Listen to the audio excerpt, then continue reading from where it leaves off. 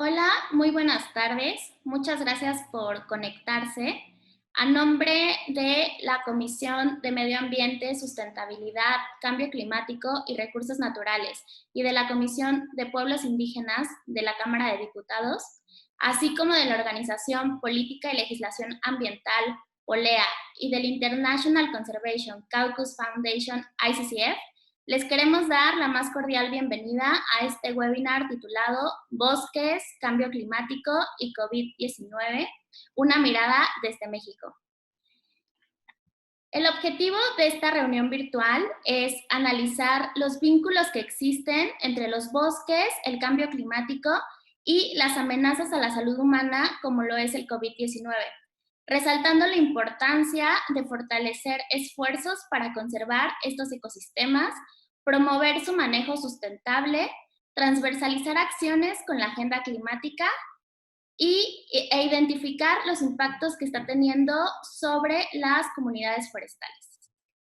Para la inauguración nos acompaña el diputado Roberto Rubio, presidente de la Comisión de Medio Ambiente, el doctor Andrés Ávila, director ejecutivo de Polea, el señor William Millán, director global de política del ICCF, y vamos a transmitir un mensaje en video de la diputada Irma Juan Carlos, presidenta de la Comisión de Pueblos Indígenas, que por motivos de agenda no pudo estar en esta transmisión en vivo. Diputado, si nos hace el favor de dar su mensaje. Muchas gracias. ¿Sí me escuchan? Sí. Sí, se escucha bien. Primero que nada, quiero saludarles, esperando que todos se encuentren bien, de salud, con esta pandemia. De verdad que espero que todos estén llenos de salud en compañía de todos ustedes queridos. Gracias a mis amigos de Polea por la invitación al foro Bosques, Cambio Climático y COVID-19, una mirada desde México. Eleonora, Andrés, los felicito por este foro virtual, que creo que es un precedente que vamos a estar utilizando mientras dure esta etapa. A los ponentes, David Kaimovitz, asesor de la FAO, Sergio Graf, secretario de Medio Ambiente Jalisco, muchas gracias por invertir este tiempo en compartir sus experiencias y estrategias para proteger nuestros recursos naturales en esta etapa de contingencia que estamos viviendo por el coronavirus. Esta pandemia nos está abriendo los ojos y nos está demostrando cuán necesario e impostergable resulta implementar los principios de desarrollo sostenible de la Agenda 2030. No es posible que tengan que ocurrir una situación como esta para que el planeta descanse o para que los niveles de contaminación atmosférica bajen. No debemos celebrar en ninguna forma que se le dé un respiro a nuestro planeta a causa de la salud de la humanidad. Por ello debemos ahora más que nunca aterrizar las metas y objetivos de la Agenda 2030 por el desarrollo sostenible de una manera integral y no dejando atrás a nadie. Creo firmemente que es posible desarrollarnos sin dañar el medio ambiente y debemos luchar porque eso sea una realidad día con día, cuidando de nuestros bosques, invirtiendo en energías renovables, innovando los procesos de producción para hacerlos más sostenibles. Vivimos a nivel mundial una crisis climática y de biodiversidad, y los escenarios climáticos nos indican que pronto será demasiado tarde. Les felicito nuevamente a todos por esta acción y sigamos adelante con actos como este, siempre procurando que puedan materializarse en proyectos de desarrollo que propicien el desarrollo sostenible de México. Muchas gracias nuevamente a todos y que este foro sirva para enriquecer muchos temas y muchos datos que ya hemos caminado con ustedes, amigos de Polea. Muchas gracias. Muchas gracias, diputado. A continuación vamos a tener el mensaje del doctor Andrés Ávila, director de Polea. Gracias, Eleonora. Buenas tardes a todas y todos. por estar aquí conectados en este webinar, como ya mencionaban, titulado Bosques, Cambio Climático y COVID-19, una mirada desde México.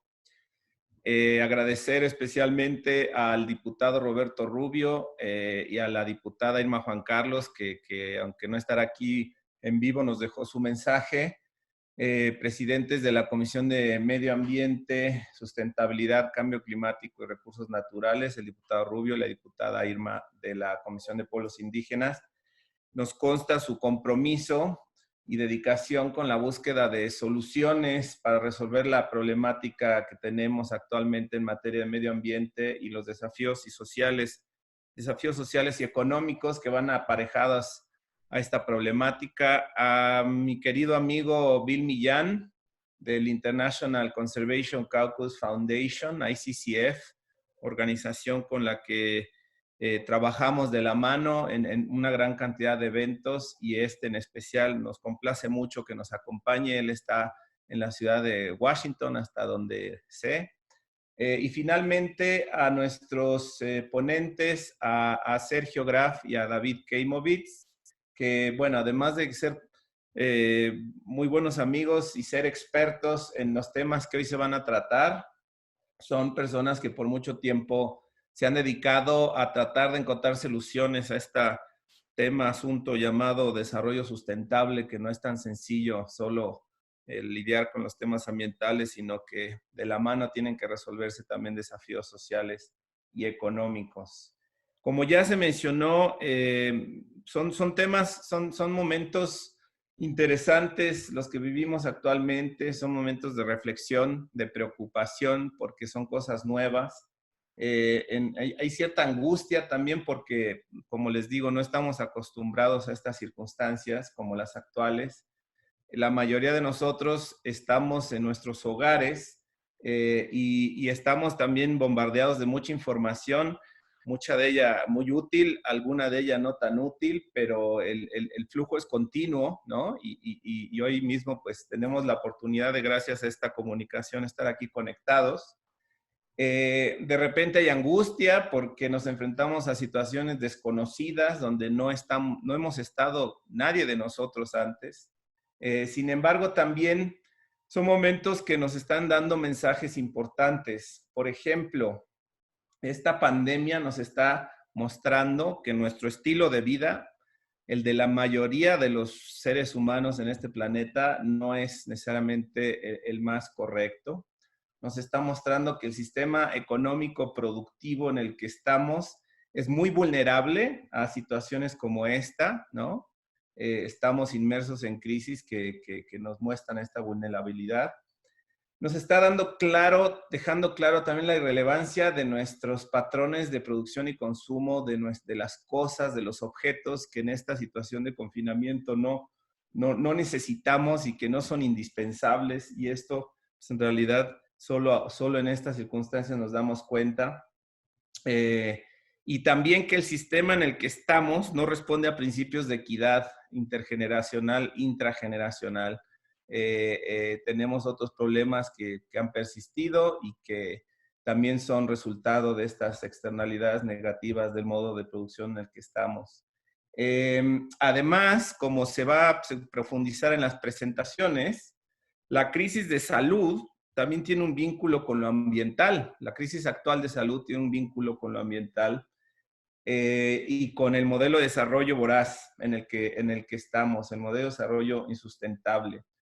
Por ejemplo, el Programa de Naciones Unidas para el Desarrollo señala que alrededor del 60% de las enfermedades infecciosas en los humanos y el 75% de las enfermedades infecciosas emergentes son zoonóticas, es decir, transmitidas por animales, ¿no? Y el caso del COVID-19 es un ejemplo claro de ello. Y la zoonosis está directamente relacionado con impactos de las actividades humanas, y uno de ellos se tratará a profundidad en las presentaciones, entre los que están la deforestación, el cambio climático, los cambios de uso de suelo, el comercio ilegal de vida silvestre, la agricultura y ganadería intensivas, por mencionar solo los principales. El COVID-19 deja claro que hoy más que nunca es urgente redoblar esfuerzos para conservar la biodiversidad y los ecosistemas, y fomentar el desarrollo sustentable, así como incrementar la ambición climática en un año donde precisamente entra en vigor el Acuerdo de París y que la idea, el compromiso es que este año se aumente el nivel de ambición de las contribuciones de los países. Estamos hablando no solo de la conservación de especies de flora y fauna, sino de la conservación de la raza humana. Para muchos, la temática ambiental no es prioritaria porque primero hay que resolver otros problemas como la pobreza, la seguridad alimentaria, la vivienda, el crecimiento económico, el empleo. Sin embargo, todos estos asuntos serán irrelevantes si como especie seguimos siendo tan irracionales con la protección y manejo de los recursos naturales y por lo tanto autogenerándonos amenazas. Nos estamos haciendo daño a nosotros mismos. En algunos círculos se señala que la seguridad nacional no solo se ve afectada por amenazas militares tangibles, ¿no?, sino que el deterioro ambiental no solo puede hipotéticamente, sino que ya está generando graves afectaciones al normal funcionamiento de las naciones. La situación actual, repito, no necesitamos entrar en conflictos, ni mucho menos, pero nos va a traer consecuencias que van a afectar gravemente a los países. Y por ello, para concluir y seguir con este evento, la política ambiental en realidad es una política que contribuye a la seguridad nacional. Las herramientas políticas y legales para proteger y manejar sustentablemente los recursos naturales son instrumentos prioritarios, aunque tristemente no se entienda siempre como tales. Las evidencias están ahí hoy muy claras, como les decía. De nuevo, muchísimas gracias a todas y todos por estar aquí conectados en esta sesión, en este evento en línea, el cual originalmente lo teníamos planeado para hacerlo presencial y bueno, dadas las circunstancias, ahora está sucediendo así, pero también esto nos está permitiendo tener participación de gente de otros lugares y eso lo agradecemos y también vuelvo a agradecer la presencia de todos nuestros invitados aquí en la inauguración y de nuestros ponentes. Todos tienen muchas responsabilidades y se dieron este espacio para acompañarnos y compartir sus puntos de vista sobre los temas de los cuales versa el webinar de hoy. Pues con esto dicho, Leonora, te regreso la palabra y muchas gracias. Muchas gracias, Andrés. Vamos a continuar ahora con las palabras de Bill Millán, del ICCF. Por favor, Bill. Gracias, Eleonora, y gracias, Andrés. Bueno, yo trabajo con el ICCF y nosotros trabajamos con los congresos nacionales de unos 15 países por todo el mundo en apoyo de la conservación de la naturaleza y el buen manejo de recursos naturales. Bueno, muy brevemente, estoy 100% de acuerdo con nuestro amigo y colega Andrés sobre la importancia del bien manejo de nuestras relaciones con la naturaleza. Ahora, en la crisis actual y específicamente para el futuro. La crisis actual empezó en los mercados sucios en Asia y África, donde se venden animales de la selva como monos, pangolinas, etc.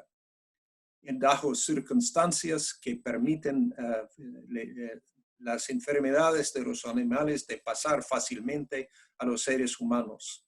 Y así empezó la crisis actual que ha gastado millones de dólares y las vidas de más de 100,000 individuos humanos.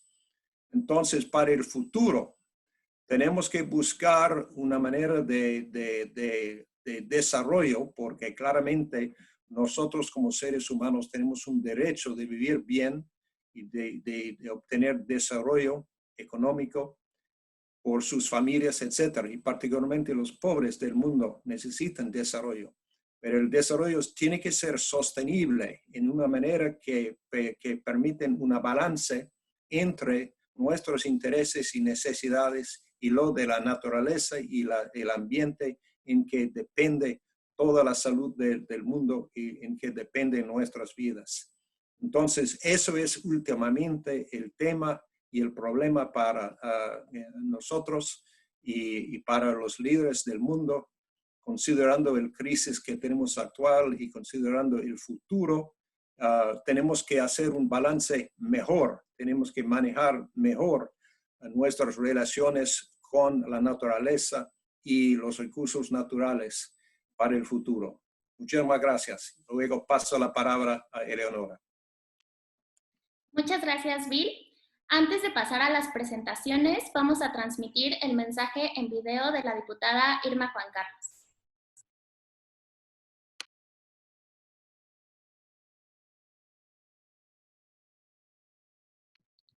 Creo que no se oye, Maru. Hola, buenas tardes. Un gusto poder saludarles y dejarles este pequeño video. Una sincera disculpa por no poder estar interactuando con ustedes en esta charla.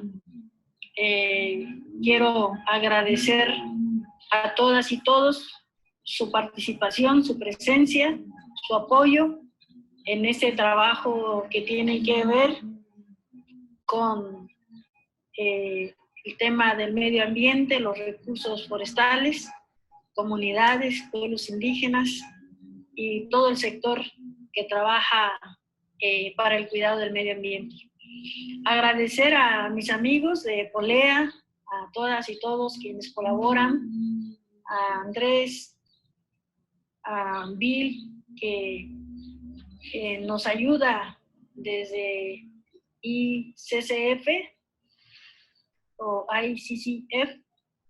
Decirles que como presidenta de la Comisión de Pueblos Indígenas, desde la Cámara de Diputados, estamos trabajando muy fuertemente, también como la Comisión de Medio Ambiente y Recursos Naturales, en coordinación con su presidente, a quien también saludo, a nuestro hermano, el diputado Rubio, y decirles que desde la Cámara de Diputados nos preocupa y nos ocupa este tema del medio ambiente, en especial ahorita que enfrentamos una situación adversa, esta pandemia del coronavirus que nos vino a afectar y que hoy pone todavía en una situación más vulnerable a nuestros pueblos y comunidades que cuidan de nuestros recursos naturales y de nuestros territorios. Decirles que en esta charla que se llama Bosques, Cambio Climático y COVID-19, una mirada desde México, ¿qué tiene que ver el tema de la pandemia con el medio ambiente y los recursos naturales? Pues mucho, porque recordemos que la salud de los seres humanos, la salud de la humanidad, depende de la salud de nuestro medio ambiente. Y aunque a veces no le damos esa importancia, la tiene, a veces no percibimos la importancia de tener un medio ambiente sano, pero hoy aparece este virus, quiero traer a colación el tema de la importancia de mantener nuestro medio ambiente sano, el tema tan importante de cuidar nuestros recursos naturales, de tener agua limpia, de tener bosques bien conservados, de contar con recursos que pueda sostener una comunidad ante la situación económica adversa que vivimos. Es decir, que por un lado hay pobreza económica, pero por el otro lado hay riqueza natural en nuestros pueblos. Y esto nos va a permitir de alguna manera aguantar la situación tan complicada que vamos a vivir como pueblos. Por eso quiero decirles que esta charla de hoy tiene que ver mucho con qué estamos haciendo nosotros como países, como ciudadanos, como seres humanos para cuidar nuestro planeta. Y es el mensaje que quiero dejarles, y como siempre, su amiga, su servidora, su hermana Irma Juan Carlos, diputada federal por el Distrito 02, con cabecera en Techitlán de Flores Magón, en el estado de Oaxaca, y presidenta de la Comisión de Pueblos Indígenas en la Cámara de Diputados en esta 64 legislatura. Muchas gracias, bendiciones y abrazos a todas y todos.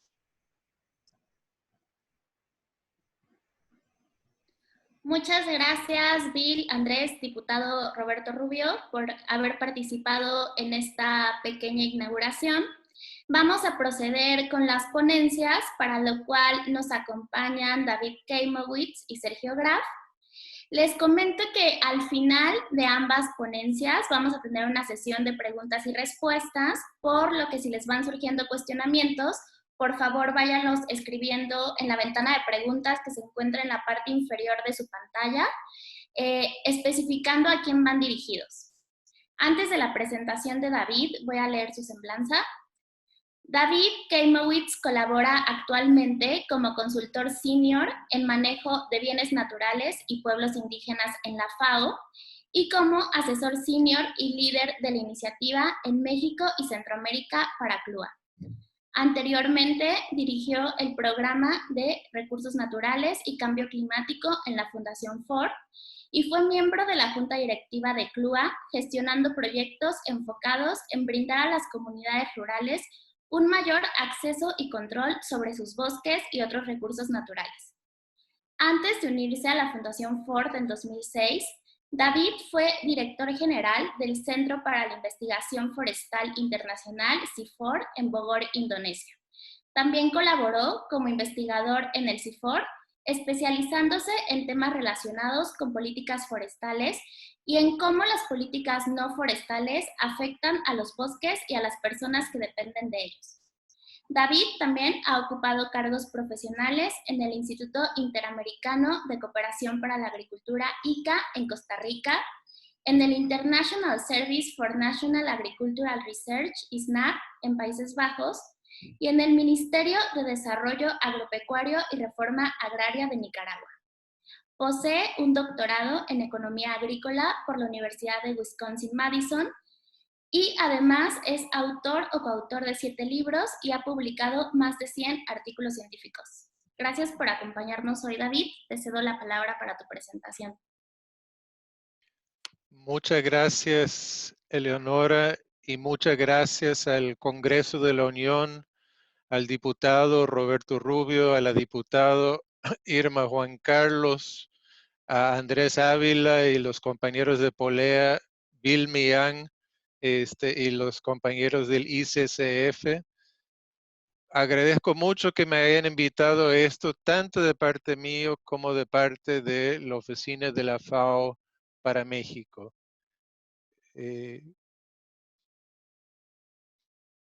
La presentación que voy a dar hoy, que se llama Bosques, Cambio Climático, perdón la mala ortografía ahí, y COVID-19, una mirada desde México, va a tratar unos 4 temas. Primero voy a mencionar muy rápidamente lo que les explicó Andrés sobre la relación entre los bosques y las enfermedades zoonóticas y el origen del COVID-19. Segundo, voy a discutir un poco los impactos de esta crisis sobre el sector forestal a nivel mundial y específicamente en México. Voy a detenerme sobre todo en la relación entre los incendios forestales y el COVID-19, tema en lo cual he estado bastante metido en las últimas semanas, sobre todo con una vista hacia la situación global, no solo México, Brasil, Indonesia, Australia, California. ¿Qué significa una nueva temporada de incendios forestales que ahora se converge con la pandemia COVID-19? Y finalmente, rápidamente, algunas lecciones de la pandemia en cuanto al tema del cambio climático. Como ya les dijo Andrés, y dicho sea de paso, aquí abajo en la presentación dice Ford Foundation 2017. Esto no tiene nada que ver con la Ford Foundation, simplemente era el PowerPoint que pude encontrar para armar esta presentación. La actividad humana en los bosques naturales es fuente de muchas enfermedades zoonóticas. Esa es una cosa que ya lo conocíamos los especialistas desde hace años, pero que realmente ha sido hasta los últimos años que el público en general empieza a darse cuenta de la fuerte relación que existen entre las enfermedades zoonóticas y, y el manejo de los bosques. ¿Qué es una enfermedad zoonótica? Es una enfermedad simplemente que pasa de los animales a los seres humanos. Esos pueden ser animales silvestres o pueden ser animales domesticados. Muchas de las enfermedades zoonóticas tradicionales se pasan de animales domésticos a las personas, pero la mayoría de las enfermedades zoonóticas emergentes, o sea, las nuevas enfermedades zoonóticas han originado de alguna forma u otra en los animales silvestres. Y eso es una de las relaciones con el tema de los bosques. O sea, en total, un 60% de todas las enfermedades contagiosas se pueden pasar de los animales a las personas. Y casi las 3/4 partes de todas las enfermedades infecciosas nuevas son enfermedades que han venido de estos animales silvestres. Y en el caso específico del COVID-19 es una de esas enfermedades. Ahora, eso tiene mucho que ver con cómo estamos manejando nuestros bosques.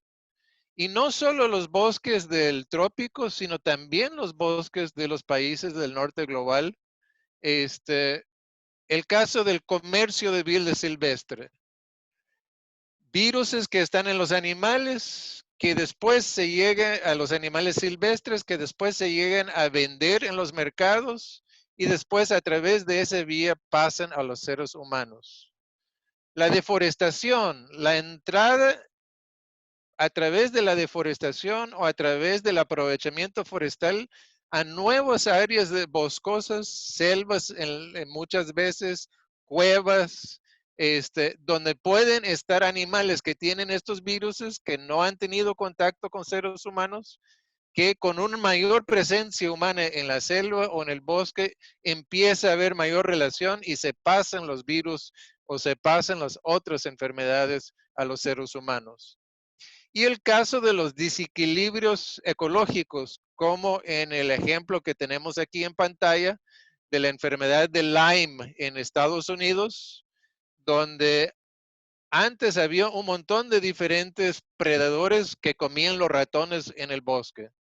Pero cuando desaparecieron los zorros, los otros animales que comían los ratones, había una sobrepoblación de ratones. Eso llevó a una sobrepoblación de garrapatas y esas garrapatas pasaron la enfermedad nueva de Lyme a los seres humanos. ¿De qué enfermedades nuevas, emergentes, zoonóticos estamos hablando? Algunos han escuchado de ellos, otros para ustedes van a ser nuevos. La ébola, que ha venido de los chimpancés y de los primates, el SIDA también, el HIV-SIDA, que también pasan de los primates a los seres humanos, SARS y MERS, que pasaron de aves silvestres a los seres humanos, la fiebre amarillo, que ha pasado en Sudamérica, de los monos a los seres humanos, la malaria, que está expandiendo por aprovechamiento forestal en muchos lados donde los charcos y los pozos de agua generan condiciones para los mosquitos. La enfermedad de Lyme que ya mencionamos que pasó de los ratones a las garrapatas a las personas. Y en la enfermedad de Nipah, que es un virus que pasó igual como el caso de COVID originalmente de los murciélagos. Ahora, en este momento, en el contexto mexicano, las empresas forestales comunitarias enfrentan desafíos sin precedentes debido a la crisis de COVID.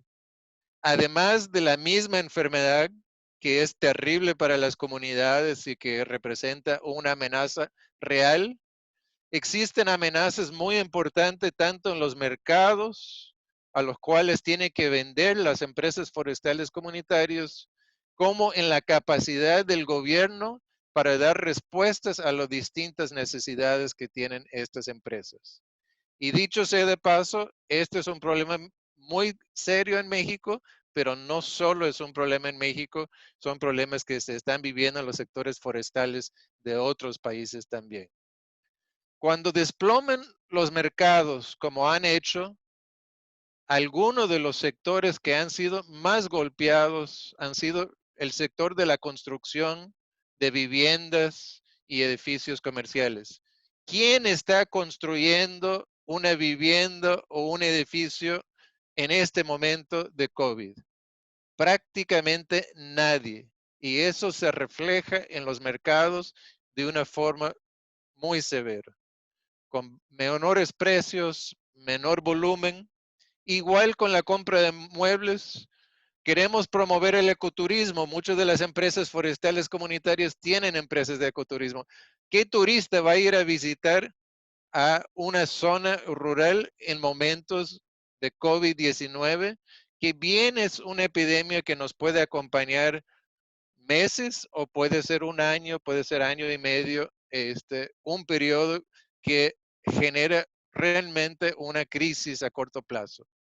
Ahora, por el otro lado, curiosamente, hasta cierto punto la devaluación del peso mexicano da un pequeñísimo respiro en el sentido de que es una cosa importar productos forestales chinos o productos forestales estadounidenses o canadienses cuando el peso está a 14, 15 pesos por dólar, pero cuando el peso está a 24, 25 pesos por dólar, hay menos competencia de las importaciones que vienen de los otros países.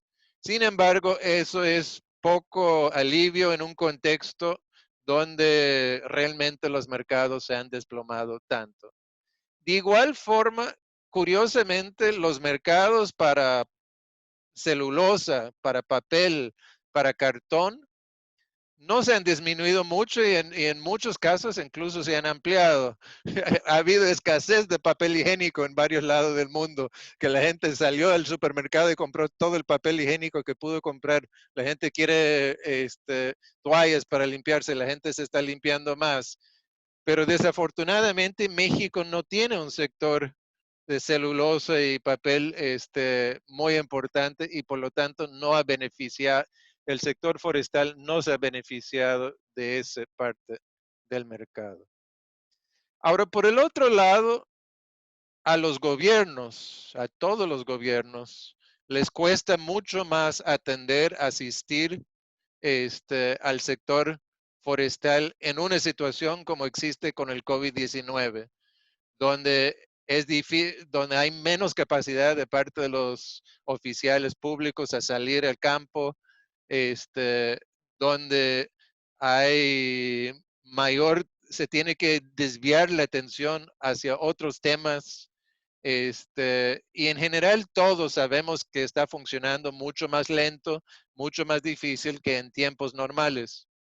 Eso hace más lento aún tramitar un permiso, tramitar un plan, tramitar un aprovechamiento, y hace más urgente que nunca que todos estos trámites y permisos y autorizaciones se flexibilizan, se agilizan, que se reducen las normas y las trabas. Hay menor capacidad de respuesta a los incendios y a las enfermedades, no solo aquí, repito, en todos lados. Y lo que hemos visto de las reducciones en los apoyos al sector forestal frente a toda la crisis económica que representa la caída del precio del petróleo, la caída en toda la actividad económica, va a ser cada vez más difícil salir de esta situación fiscal y levantar los apoyos para el sector forestal. Ahora, pasando al tercer tema, combinar incendios forestales y COVID-19 es muy peligroso. Y hablo de incendios forestales, pero valdría la pena decir que buena parte de lo que tengo que decir sobre incendios forestales tiene que ver también con el uso casero que hay en muchos lados en el campo de la leña. La leña se puede considerar un incendio forestal dentro de la casa en términos de la salud, ¿no? En términos de lo que eso significa de millones de mujeres, de niños, ancianos que todos los días están expuestos al humo y expuestos a las implicaciones de eso en cuanto a la salud. Ahora, ¿cuáles son las relaciones entre los incendios forestales, la leña y el COVID? Esa es una pregunta importante para México en este momento porque ya estamos en plena temporada de incendios. Hace 10 días ya habían 80 incendios activos en el país según la CONAFOR.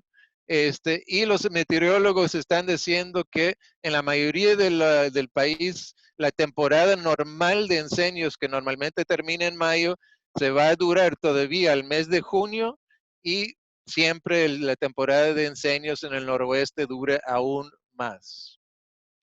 Ahora, los incendios forestales y la leña, por supuesto, ha sido demostrado por muchos estudios científicos que generan enfermedades respiratorias tanto agudas como bronquitis, neumonía, como enfermedades respiratorias crónicas, como obstrucción, debilitamiento respiratorio a largo plazo, enfisema y otras enfermedades crónicas de producto. Curiosamente, no hay mucha investigación sobre este tema en México, pero sí hay muchísima investigación tanto en países como Estados Unidos, Canadá, Europa y Australia, como en países tropicales de Indonesia y Brasil. No es una especulación, está muy demostrado que los impactos en cuanto a incendios forestales sobre las enfermedades respiratorias son muy fuertes y que esos impactos no solo son los impactos agudos de los bronquitis y las neumonías del momento, sino que aumenten de forma muy sustantiva las enfermedades respiratorias crónicas. También, tanto en el corto como en el mediano plazo, debilitan el sistema inmunológico de las personas que están expuestos al humo de los incendios. Ahora, sabemos que estos son factores de riesgo muy importantes para el COVID-19. Sobre todo sabemos que una disminución del sistema inmunológico, una enfermedad respiratoria crónica, con la excepción, dicho sea de plaza, del asma.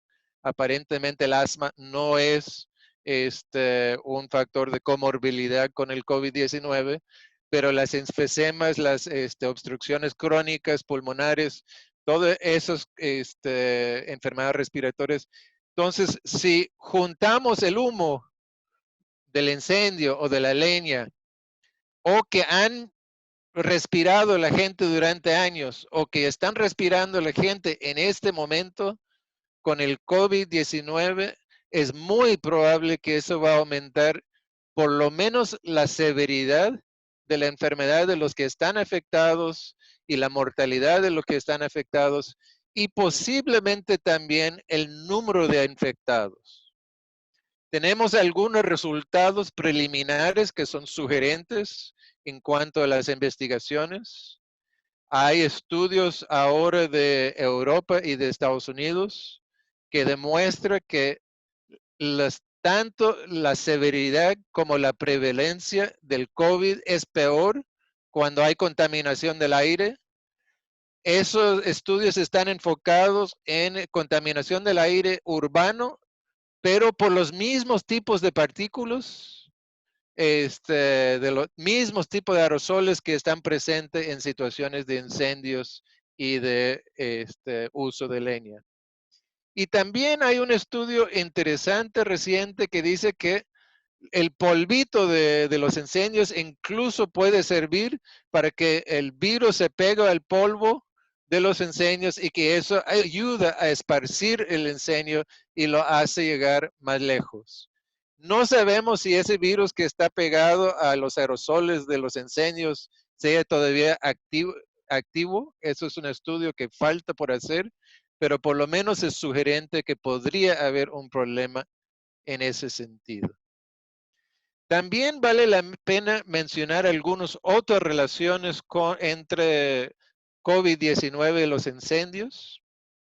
En zonas de incendios existe el peligro real de que combinar los problemas de salud de los incendios con los problemas de salud del COVID puede sobrecargar los sistemas médicos en lugares donde ya están sobrecargados.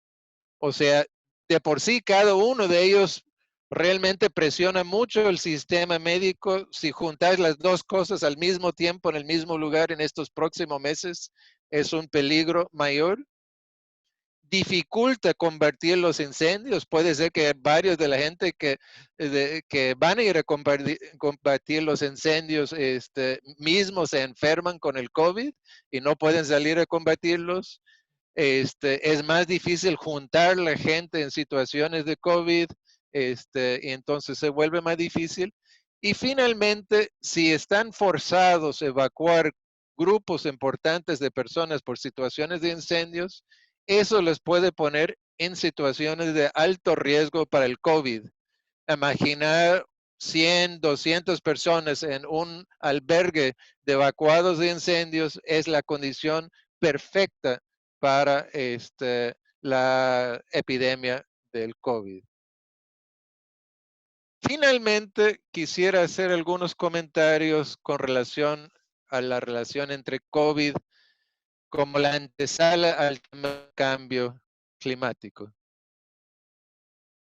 Esta pandemia ha sido muy importante para hacernos reflexionar y reubicarnos un poco. Darnos cuenta que no importa que toda la Ciudad de México parezca una cosa totalmente artificial y sin ninguna relación con la naturaleza o lo verde o el medio ambiente. Todavía formamos parte del mundo natural. Todavía formamos parte del ecosistema. Todavía todos estos microbios, monos, murciélagos, aves, tienen que ver día a día con nosotros y nuestra vida, nuestra sobrevivencia depende en cómo los tratamos. También hemos aprendido que ignorar las advertencias de los científicos, esperar que las cosas vayan a salir bien porque todos queremos ser optimistas y todos queremos esperar lo mejor, eso no es la mejor forma de hacer las cosas. Y no es la mejor forma de hacer las cosas porque una vez que revierten estas cosas, los costos pueden ser astronómicos. Si creen que el costo económico del COVID ha sido alto, el costo económico de 3 grados centígrados por encima de las temperaturas actuales, de 4 grados centígrados por encima de las temperaturas actuales, les puedo asegurar que serían mucho mayores. Y serían mucho mayores, sin duda, que el costo que implicaría prevenirlos hoy en día. Si hubiéramos invertido un par de miles de millones de dólares en prevención de esta pandemia o de pandemias de virus zoonóticos en general, no se habría desplomado la economía mundial. Y nuestra sobrevivencia depende de fortalecer las instituciones nacionales, locales y internacionales que nos protegen. Son en estos momentos que nos acordamos para qué tenemos un gobierno. Nos acordamos para qué tenemos comisarios de bienes comunales. Nos acordamos por qué tenemos una Organización Mundial de Salud. Porque dependemos de estas organizaciones, de estas instituciones, para enfrentar y evitar y entender este tipo de problemas que nos están pasando. Entonces, esto de alguna forma u otra es una llamada de atención, es un ensayo, es un ejercicio, así como hacemos ejercicios de sismos para que todos practiquemos qué es lo que va a pasar con la emergencia y nos ponemos a pensar de ordenarnos y organizarnos porque viene el terremoto. Pues si no actuamos, viene el desastre climático y este es el momento para ensayar. Y lo que nos ha enseñado esta pandemia es que cuando el mundo decide que tiene que reaccionar, tiene la capacidad de reaccionar. Es cuestión de ponerlo en práctica. Muchas gracias. Muchas gracias, David, por esta presentación tan interesante. Les recordamos que la sesión de preguntas y respuestas va a ser después del siguiente panelista, por lo que si van teniendo dudas, las pueden ir escribiendo en la ventana de preguntas que está en la parte inferior, especificando a quién va dirigida la pregunta. Ahora vamos a pasar con la ponencia de Sergio Graf. Voy a leer brevemente su semblanza. Es ingeniero agrónomo de formación con especialidad en producción forestal sostenible por la Universidad de Guadalajara. Cuenta con un diplomado en desarrollo sustentable del programa LEED Colmex y una maestría en desarrollo rural y forestería social por la Escuela Superior de Agronomía Tropical de Montpellier, Francia. A lo largo de su trayectoria se ha especializado en el estudio y conservación de la naturaleza y se ha enfocado a consolidar e impulsar liderazgos compartidos para la gobernanza ambiental. Ha sido consultor y responsable de proyectos en colaboración con numerosos organismos públicos e internacionales y ha ocupado diversos cargos públicos, por ejemplo, director de la Reserva de la Biosfera de Manantlán, coordinador general de producción y productividad de la CONAFOR y director del Instituto de Energías Renovables de la Universidad de Guadalajara. En el ámbito académico, ha fungido como autor y coautor en varias publicaciones y como profesor investigador en la Universidad de Guadalajara. En 2018 fue acreedor al Premio Nacional al Mérito Ecológico, que es el máximo galardón que entrega la Secretaría de Medio Ambiente y Recursos Naturales, Semarnat, y actualmente es secretario de Medio Ambiente y Desarrollo Territorial del Estado de Jalisco. Bienvenido, Sergio, te paso la palabra para tu presentación.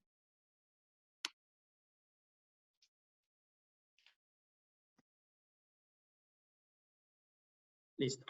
Muchas gracias, Eleonora, y muchas gracias a Olea, a Salvador Anta por la invitación a participar en este panel, a los organizadores de esta importante webinar que considero muy oportuno, y saludo a David Kemowitz, que es un colega muy admirado, y gracias por la presentación que acaba de hacer. Igualmente al diputado Ríos, muchas gracias por estar. Yo creo que su presencia es muy importante en este contexto para lo que viene en este momento.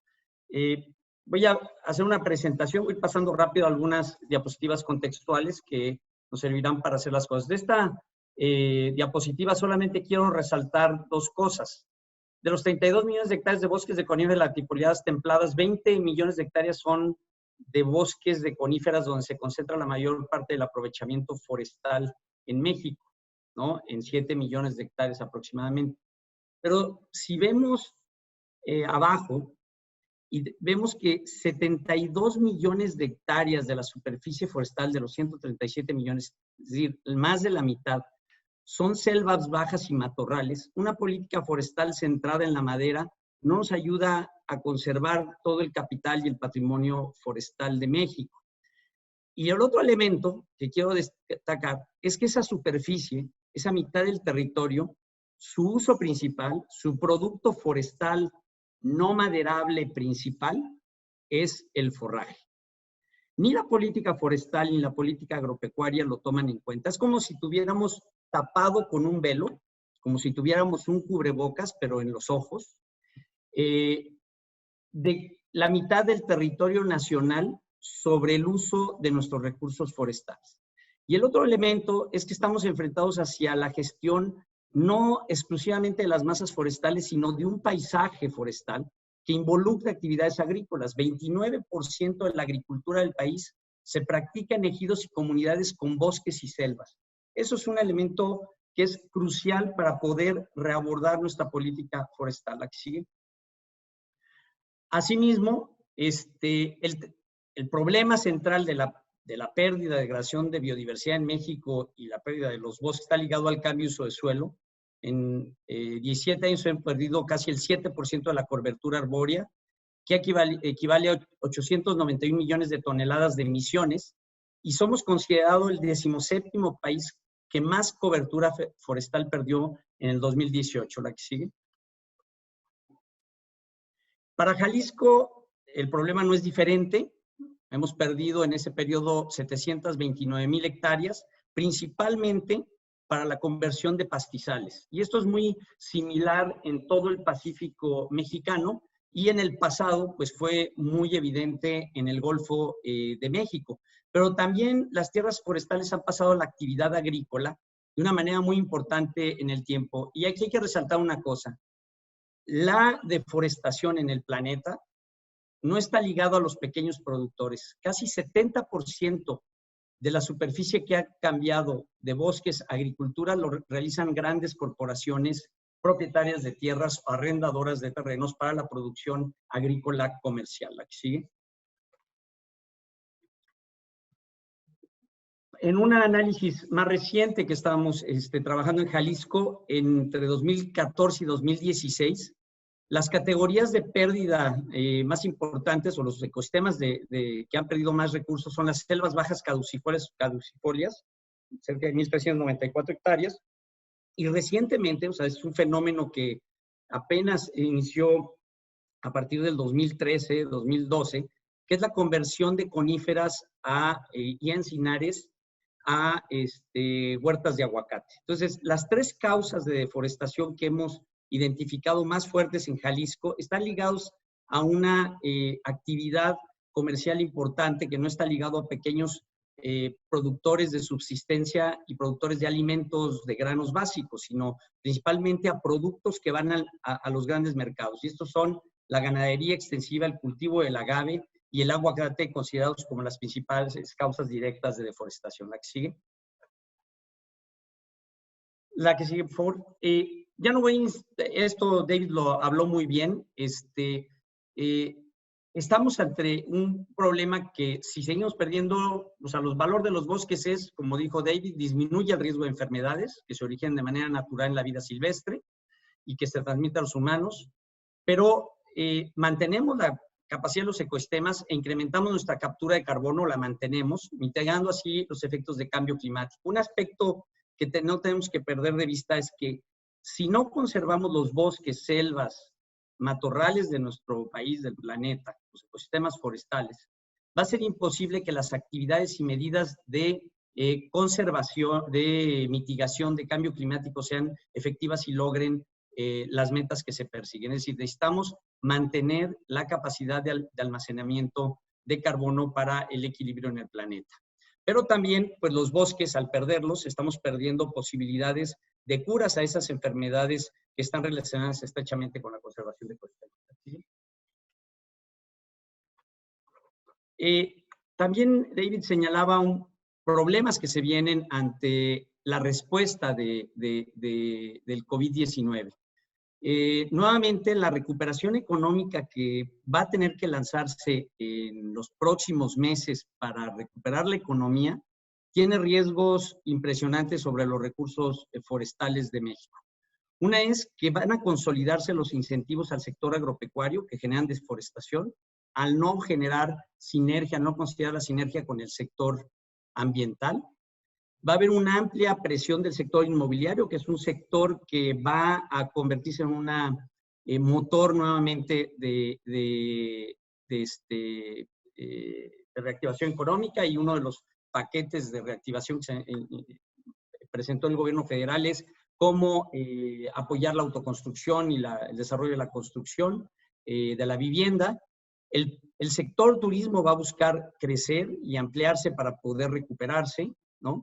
Y vamos con estos dos elementos, sector inmobiliario, sector turismo, y la obra pública como un elemento clave de esto, a tener un incremento en la demanda de madera. Y aquí hay un elemento que es crítico, que es el incremento de la tala ilegal.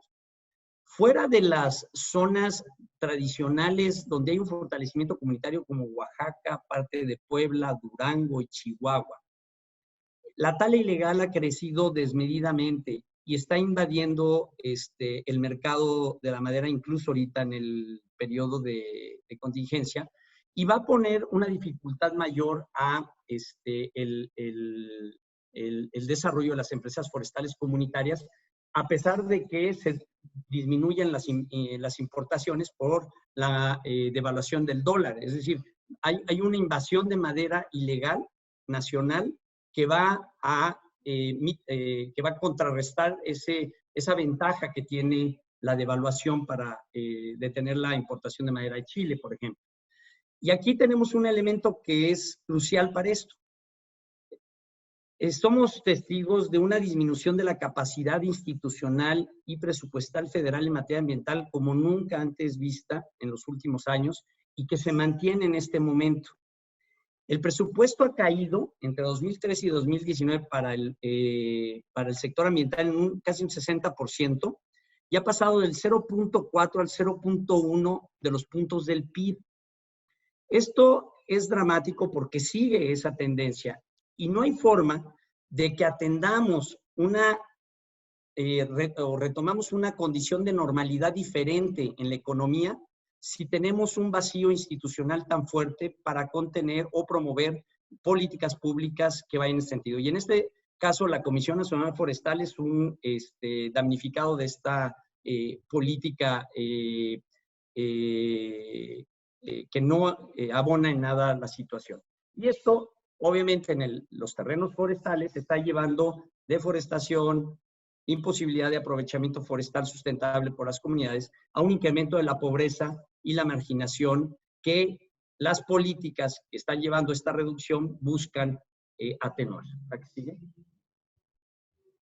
Bien, para esto tenemos que ir buscando pues, nuevas estrategias para esta recuperación económica post-COVID en materia que tenga un impacto para el buen manejo de los bosques, mitiguen el cambio climático, nos permitan una mejor adaptación y sobre todo disminuyan la vulnerabilidad de las personas. Y aquí hay que alinear las políticas públicas desde una visión de sustentabilidad que ha sido una gran demanda de todos los actores no gubernamentales durante años. De hecho, la alineación de políticas está enmarcada en la ley desde hace más de 30 años y ha sido uno de los aspectos más difíciles de implementar en nuestro país.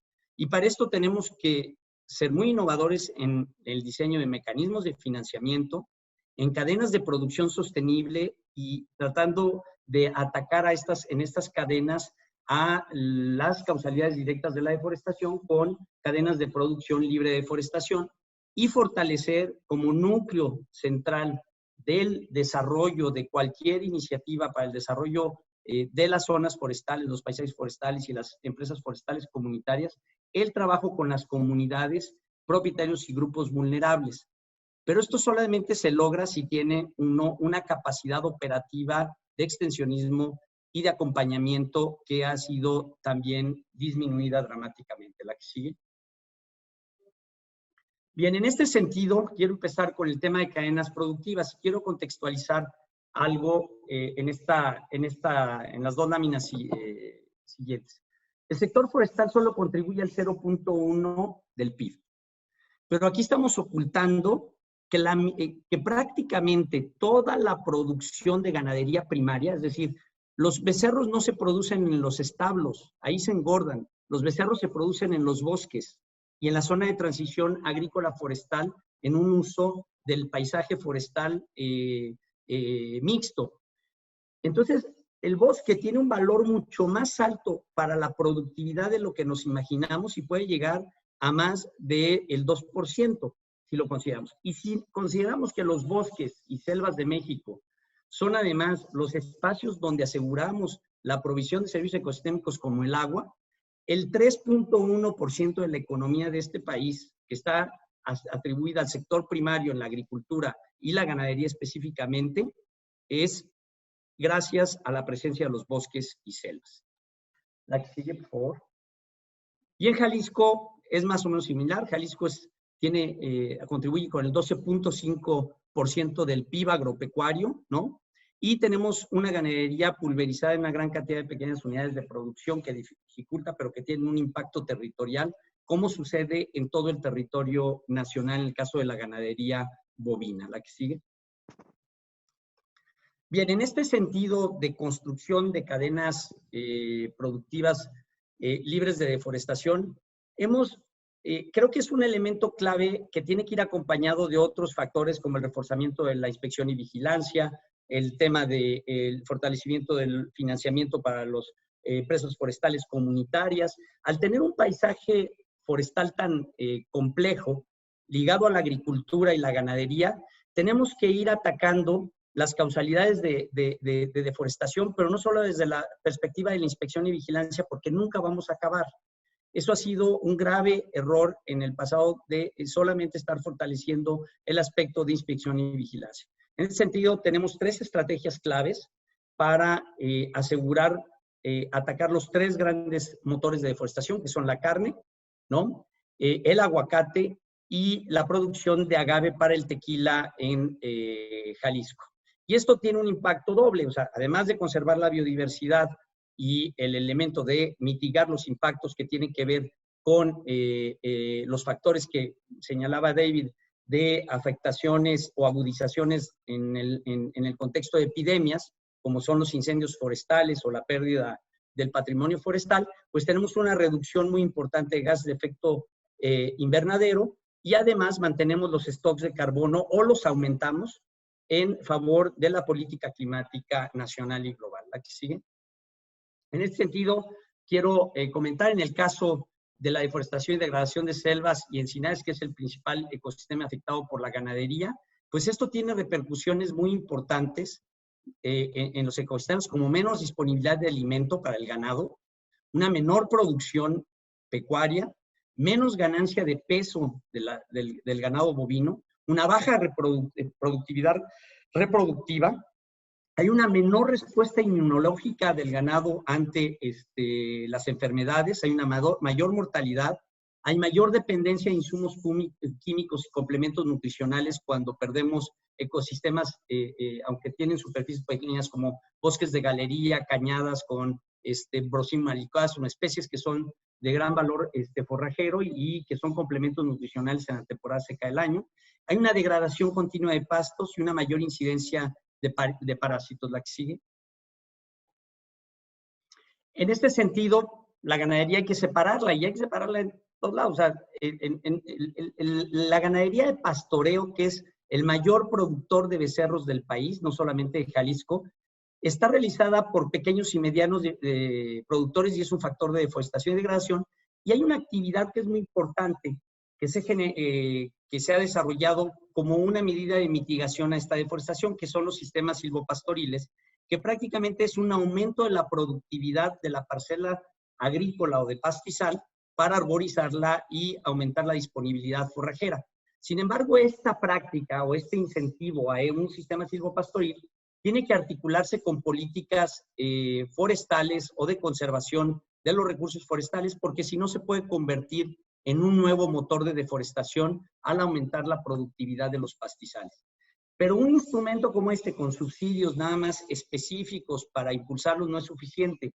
La ganadería está diseñada a través de toda una serie de activos públicos que están puestos a disposición de los productores, que hacen que la ganadería se implemente como se implementa en la actualidad, toda la asistencia técnica, el acceso al crédito, la organización, los procedimientos administrativos. Entonces tenemos que cambiar esos activos públicos para dar una transformación a la forma de producir carne en el país para que sea una carne que no genera deforestación, la que sigue. Y de esta manera poder mejorar ingresos económicos a los productores, oportunidades de empleo, disminuir dependencia de insumos externa como la compra de pastura o el uso de ivermectina, el aumento de la productividad por superficie de terreno, mejorar la fertilidad de suelos, las condiciones de bienestar del animal, reducir las emisiones y la erosión del suelo, el microclima, conservar la biodiversidad y aumentar los reservorios de carbono. ¿La que sigue?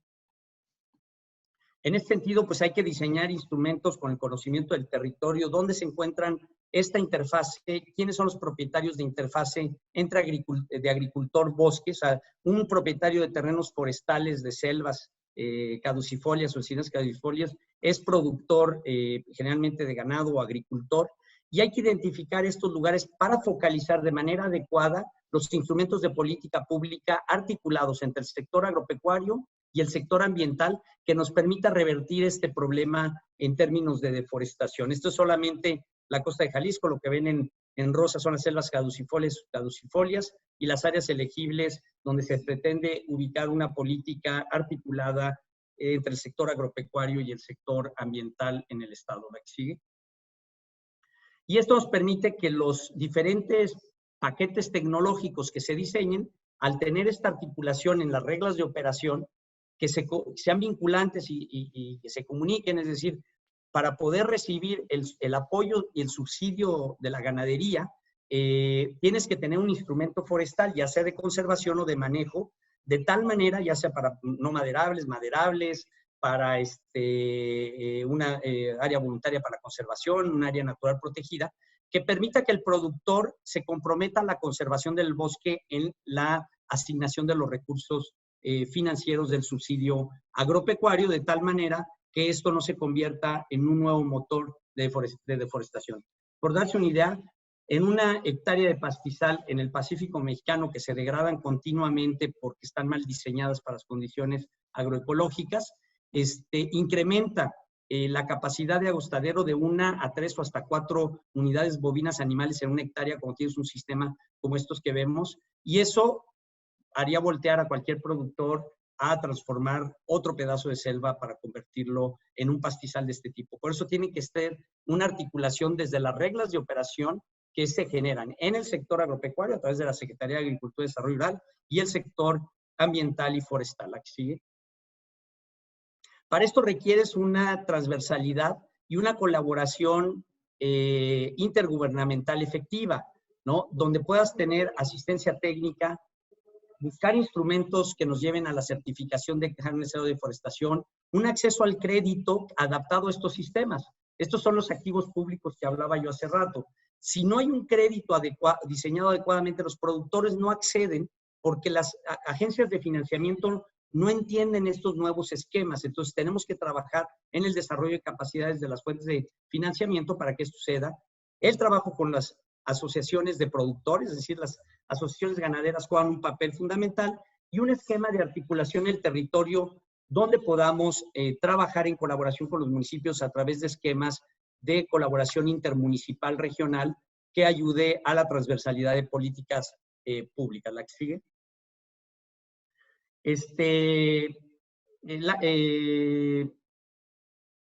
La otra cadena productiva es el agave tequila, que entre 1990 y 2005 pasó de 20,000 a cerca de 120,000 hectáreas, en detrimento principalmente de selvas caducifolias y cultivos tradicionales.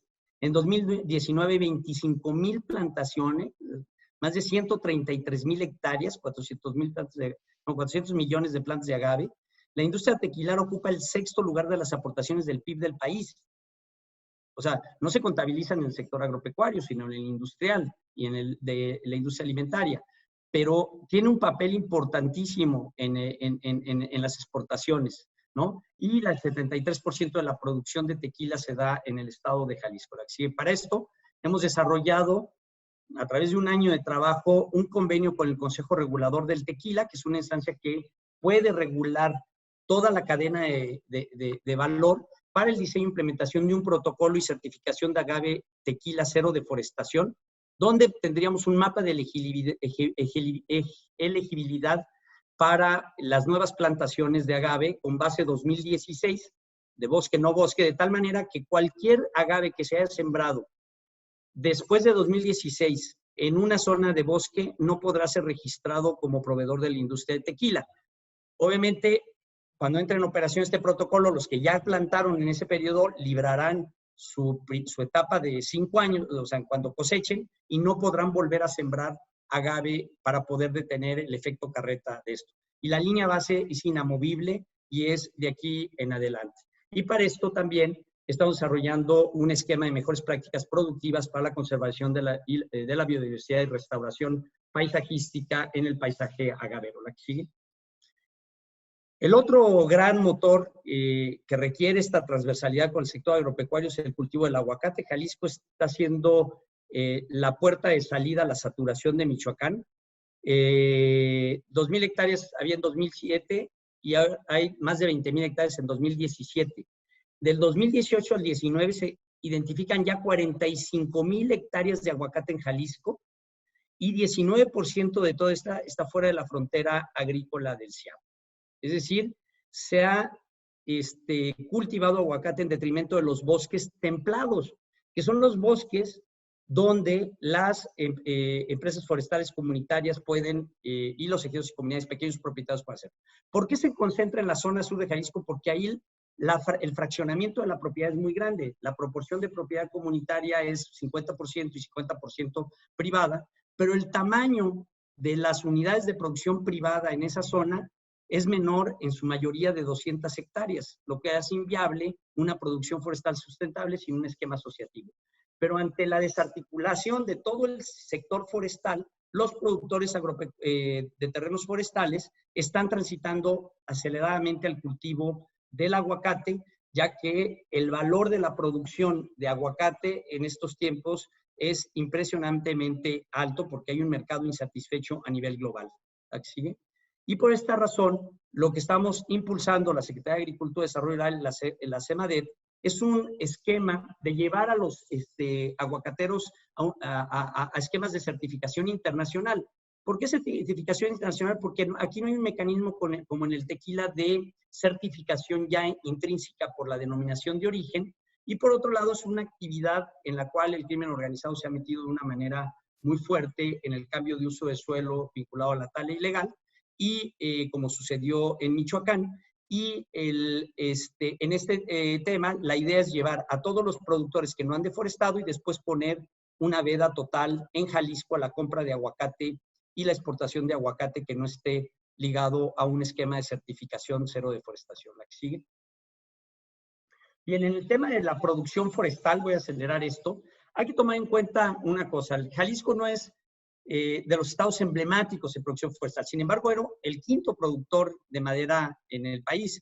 Pero si tomamos en cuenta que hablaba yo de 20 millones de hectáreas que tienen potencial de aprovechamiento forestal, 15 millones con potencial alto y mediano, solamente 7 millones están incorporadas al manejo forestal. En Jalisco hay 1.8 millones de hectáreas propiedad de ejidos y comunidades que tienen potencial de aprovechamiento forestal y solo solamente 900,000 hectáreas de ese 1.8 millones tienen productividad alta y media, es decir, que pueden ser sujetas de un aprovechamiento forestal rentable, pero solamente 648,000 hectáreas se encuentran bajo manejo en estos ejidos y comunidades.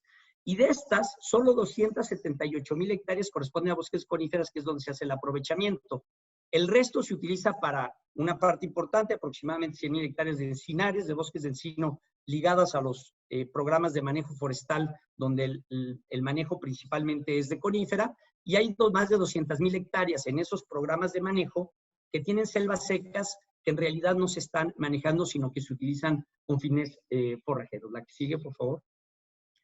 Y esto se viene a afectar porque estas empresas forestales comunitarias están enfrentando problemas ligados a la pérdida de la capacidad financiera y de incentivos que puede aportar el gobierno, pero también a la dificultad de los esquemas de financiamiento adaptados y enfrenta problemas como ineficiencia de equipos de transformación industrial, altos costos de producción, problemas de competitividad, ya sea con la madera clandestina o con las importaciones, un limitado acompañamiento técnico. Yo recuerdo, Salvador Anta, estábamos juntos en CONAFOR.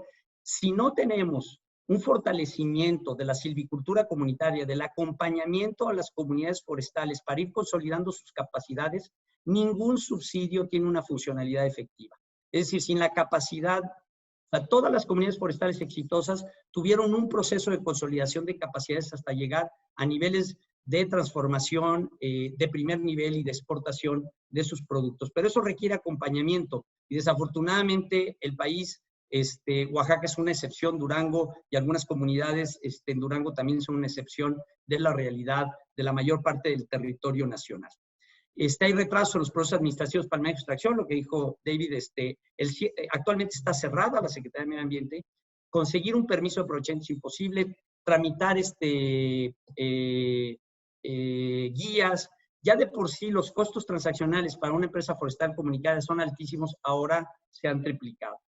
Hay limitadas fuentes de financiamiento para tecnificar y mejorar la infraestructura de la producción y comercialización, y hay una falta de organización y capacidad local. ¿La que sigue? Y bueno, hay que articular políticas, nosotros le llamamos Jalisco con Bosque, que involucren todos los elementos que tienen que ver con esta complejidad territorial, que tienen que ver con la gobernanza, la legalidad, el manejo de los bosques, el monitoreo de la deforestación, la conservación de los ecosistemas, la reforestación y la restauración productiva. Tenemos que cambiar de fondo nuestro enfoque de recuperación de bosques. Hemos reforestado en 3 pisos este país. Necesitamos tener un enfoque de reforestación y restauración productiva que se vincula, sabiendo que la mitad del territorio está vinculado a la ganadería, se tiene que vincular con el sector agropecuario. Y un elemento clave en este contexto es el manejo del fuego, para lo cual tenemos que ser todos los estados y el país fortalecer nuestras capacidades para que el fuego de los incendios forestales no se conviertan en una crisis que afecta las condiciones de salud de las personas, más en un momento de pandemia. Y esto vinculado a las estrategias de conservación de biodiversidad, la estrategia estatal RED, la que sigue. Y para esto, pues necesitamos crear bases institucionales que nos permitan trabajar.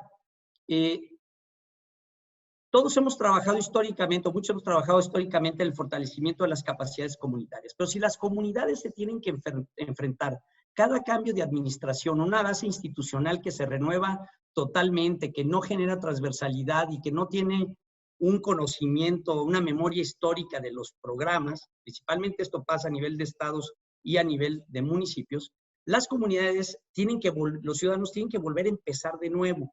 Por eso hemos diseñado en Jalisco un esquema de descentralización de la política ambiental y de desarrollo forestal que vaya hacia la conformación de esquemas intermunicipales a través de agencias intermunicipales que son organismos públicos descentralizados, con los cuales el gobierno establece convenios y transfiere recursos para el cumplimiento de funciones. Actualmente aumentamos nuestra capacidad de combate de incendios forestales en un 30, casi 40% este año, haciendo convenios con las juntas intermunicipales para la contratación de brigadas forestales, pero bajo un enfoque de manejo del fuego, donde estas juntas intermunicipales están desarrollando sus programas de manejo del fuego regionales para que tengan un sentido a la realidad local de los diferentes tipos de ecosistemas que tenemos en el estado. La que sigue, por favor.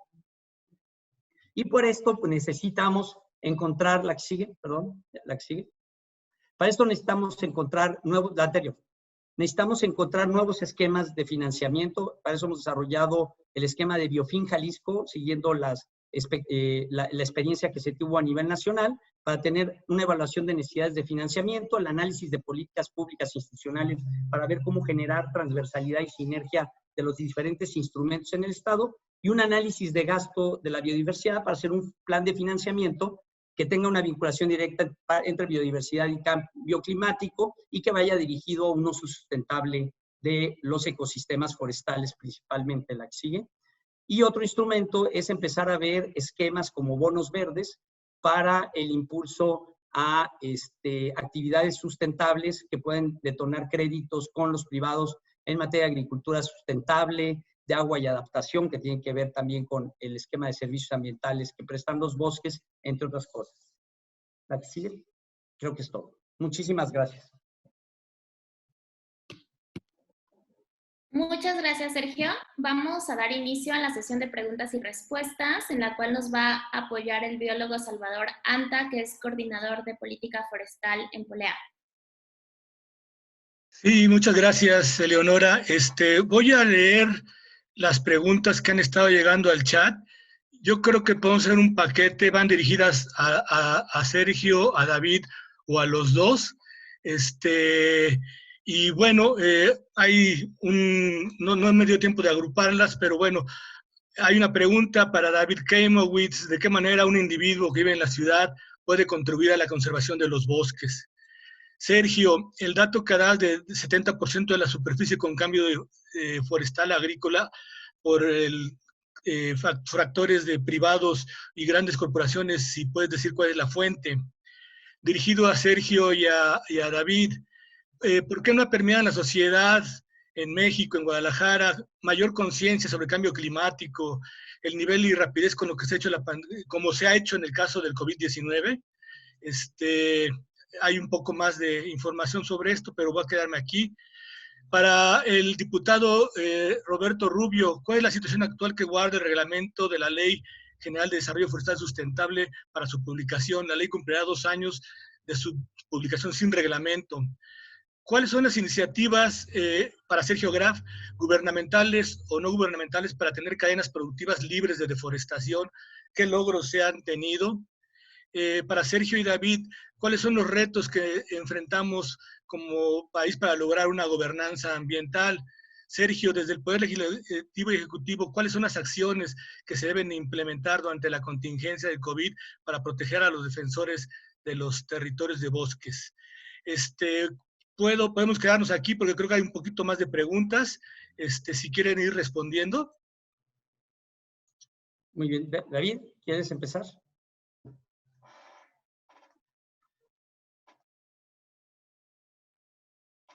Sí,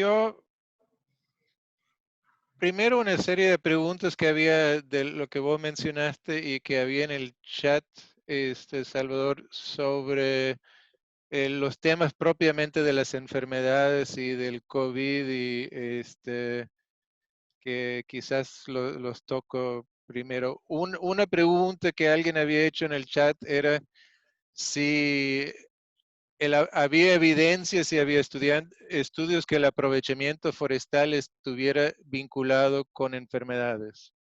El aprovechamiento forestal maderero, supongo que quiso decir. Primero, una cosa que yo debería decir es que yo no conozco ningún estudio del caso mexicano específicamente que demuestra alguna relación entre un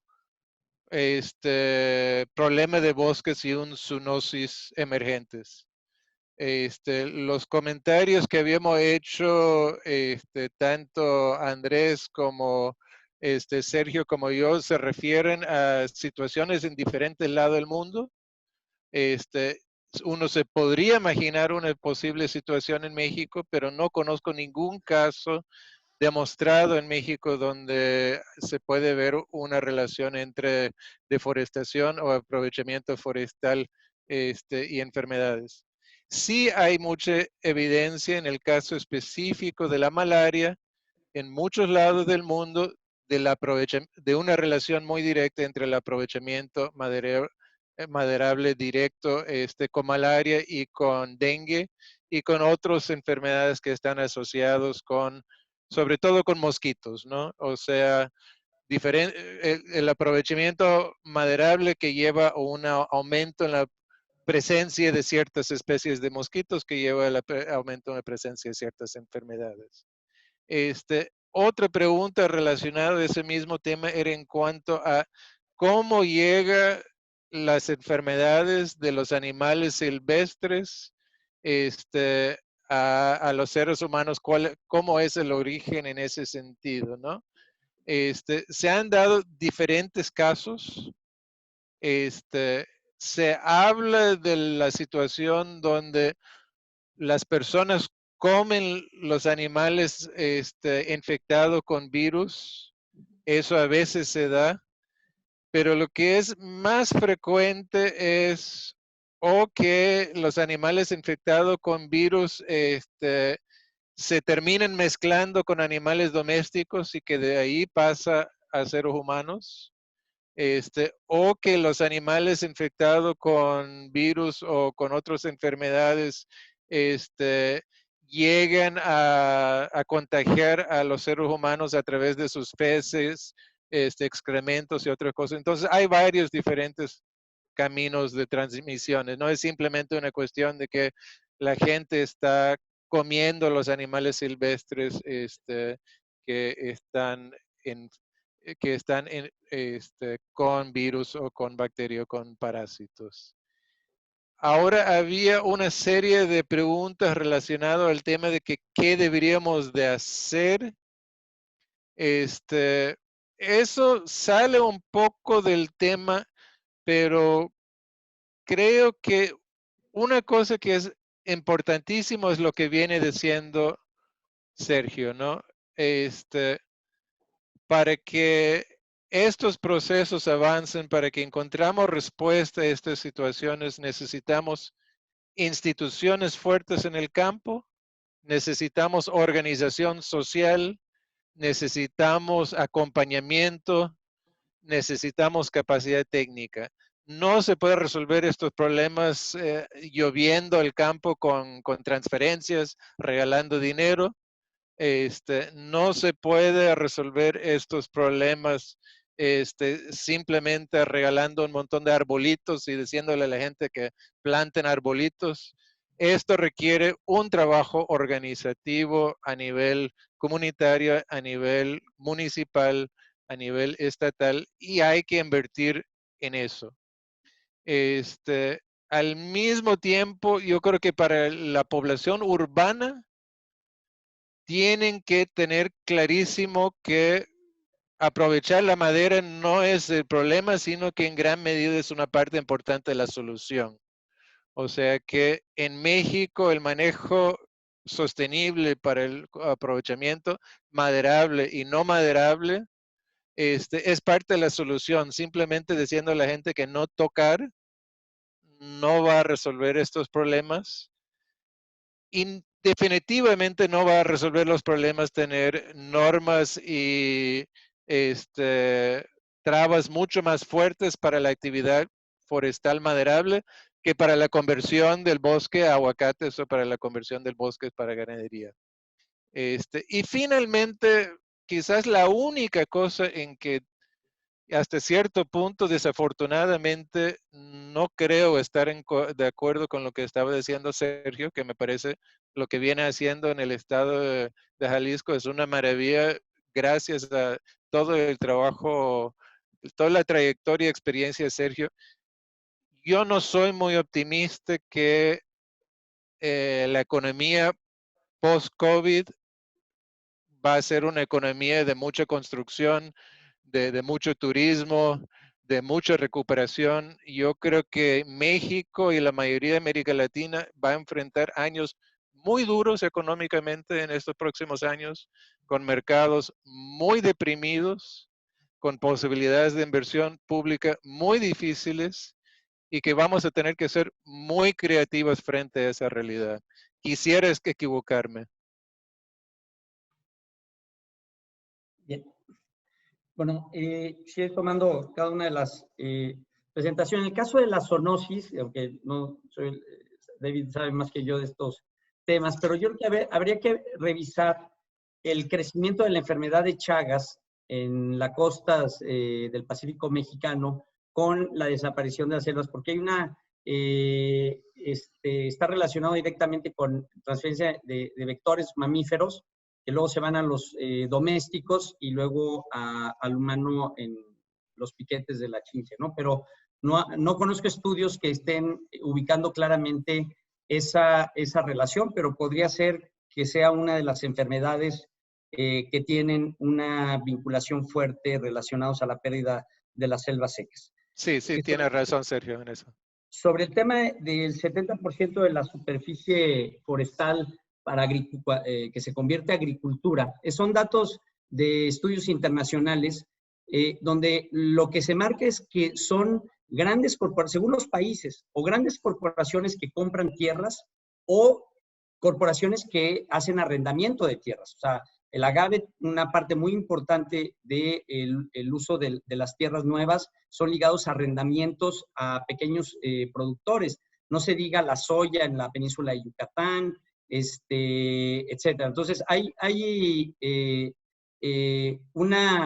el dato lo pongo sobre la mesa porque muchas veces se cree que el pequeño productor de maíz, el que hace la rosa tumba quema, que se dedica a la producción de maíz en la península de Yucatán, es el causante de la deforestación. Si ese sistema se mantiene, esa área vuelve a ser selva a través de una cagual, ¿no? Lo que tienen que cuidar es el uso del fuego, pero en sí no genera un proceso de deforestación permanente. En cambio, cuando esto se transforma, ya sea en cosas como las colonias menonitas que suceden en Campeche y Quintana Roo de los últimos años, se convierten en grandes extensiones transformadas a la agricultura comercial.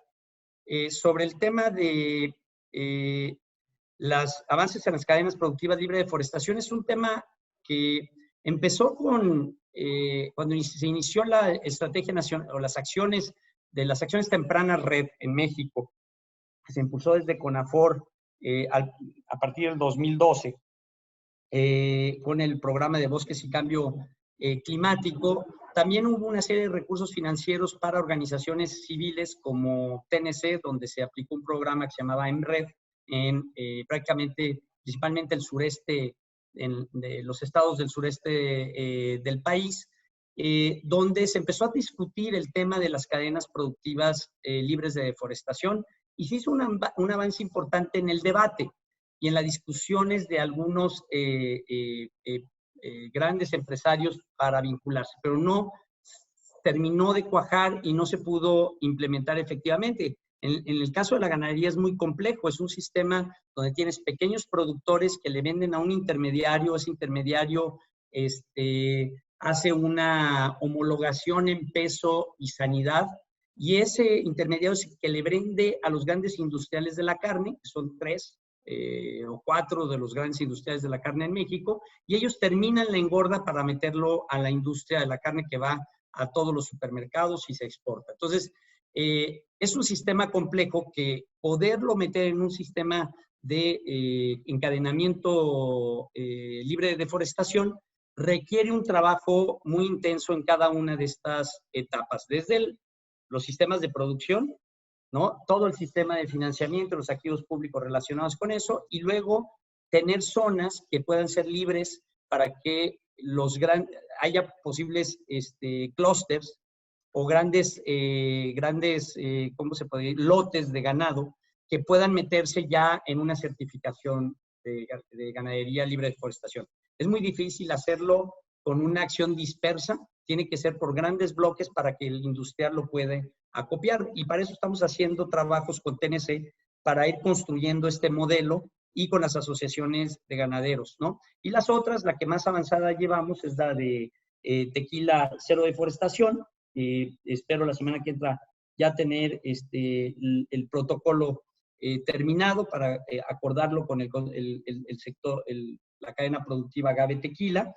Y en el caso del aguacate tenemos un convenio con Reforest Alliance y nuestro objetivo es impulsar con los productores que no han deforestado que se certifiquen para poder después tener políticas más agresivas en torno a eso.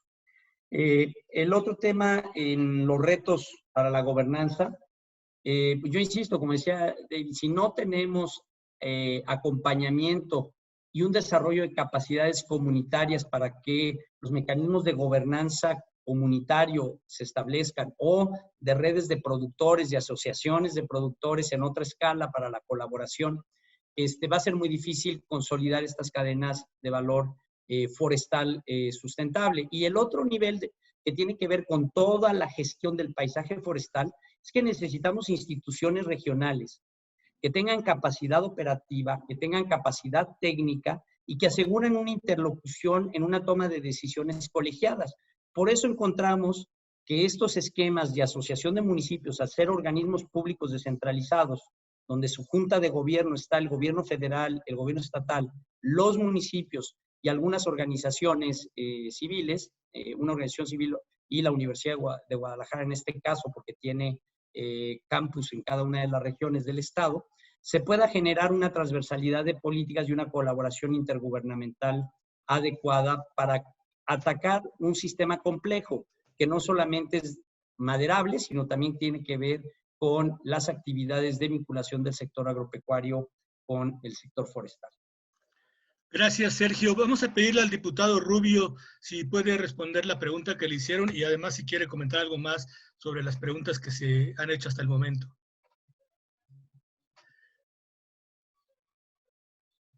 Muchas gracias, Salvador.